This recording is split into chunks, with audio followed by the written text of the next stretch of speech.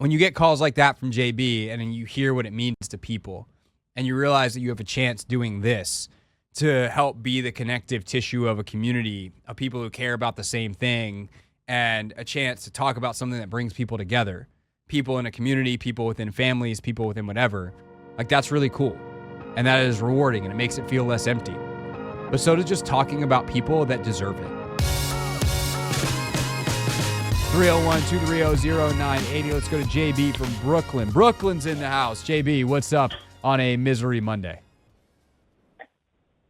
Hey, Craig. I just wanted to revel in the season and thank you personally. I started to get back in the Commanders after a very long and depressing hiatus.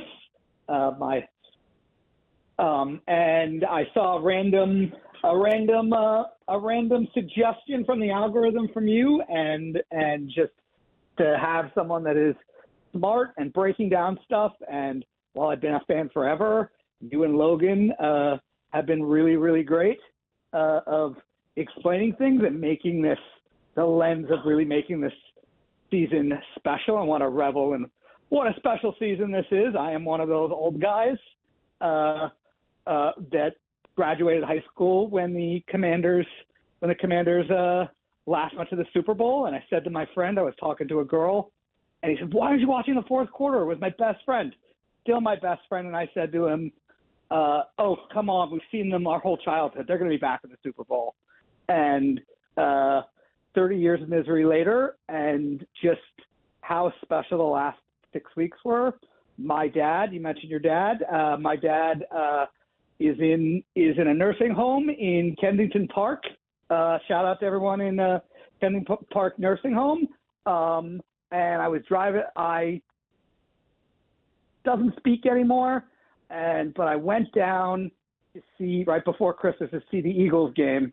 In 9 hours worth of driving for a 3-hour game, and Jayden and the team, getting emotional, but Jayden and the team just like made my heart sing. My dad squeezed my hand.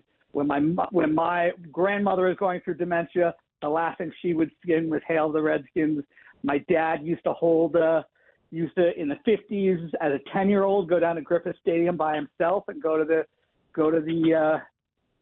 hold the football for people that kicked, for the kickers before the game, and just we had, the 8 comebacks, the 8 incredibly special plays are connected to these just magical moments. I want to thank you for being part of that, and just to have a team that reflects my values. It's not someone that I hate. I think that we got our coach, we got our front office, and we got our quarterback.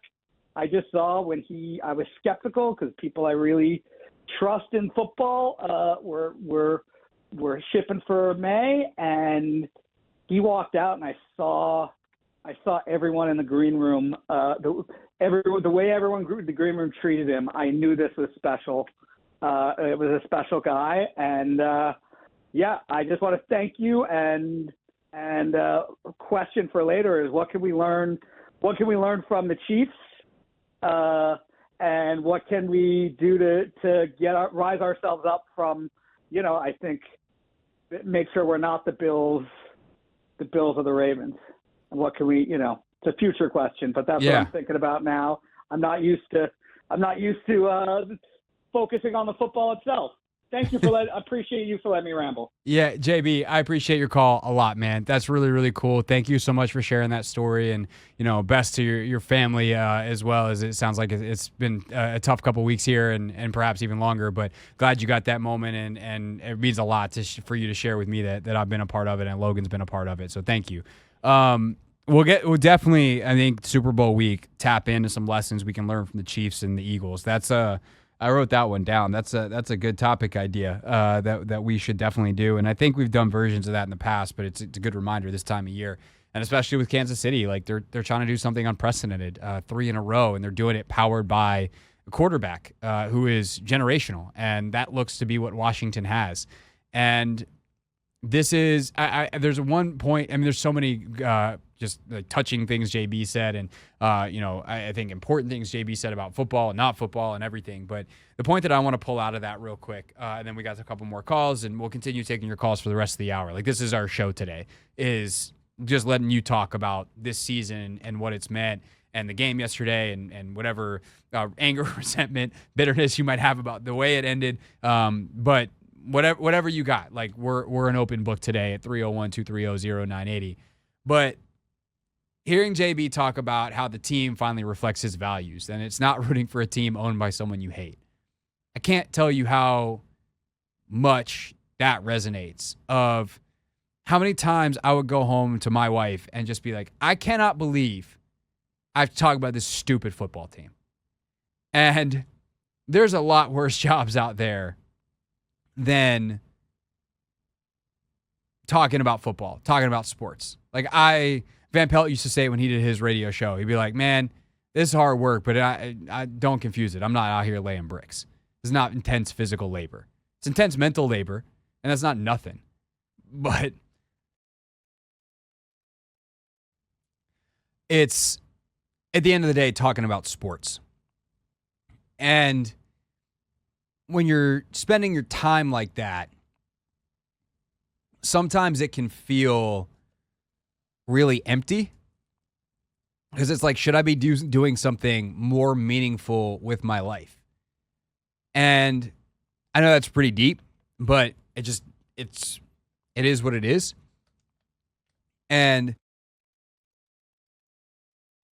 I think when you get calls like that from JB, and then you hear what it means to people, and you realize that you have a chance doing this to help be the connective tissue of a community of people who care about the same thing, and a chance to talk about something that brings people together, people in a community, people within families, people within whatever, like, that's really cool. And that is rewarding, and it makes it feel less empty. But so does just talking about people that deserve it, like Adam Peters and Dan Quinn and Jayden Daniels and Terry McLaurin and Bobby Wagner and Zach Ertz and on down this roster. There's a bunch of guys who work hard and are good dudes. And at the top, like, Josh Harris is still a billionaire. I'm sure I could find things that I don't love about Josh Harris. That's the nature of society. I'm sure I could find things I don't love about Adam Peters or Dan Quinn if I really tried. Like, we're not going to agree on everything. But at the end of the day, like, I think all of these men are good men. And I'm not looking to find those things. And if they show up, we'll talk about them. But, like, at the end of the day, like, I think in their souls, they're good people who want good things, and they espouse good things. They talk about the right things. They talk about having the values of good culture, good leadership, what it truly means to be a good man, what it truly means to be tough, what it truly means to be a leader. Not fake machismo garbage that a lot of NFL coaches have espoused for decades. And that matters a lot. That makes this, for me, as someone who talks about it and spends my livelihood, spends more time doing this than anything else in my life, makes it feel worth it.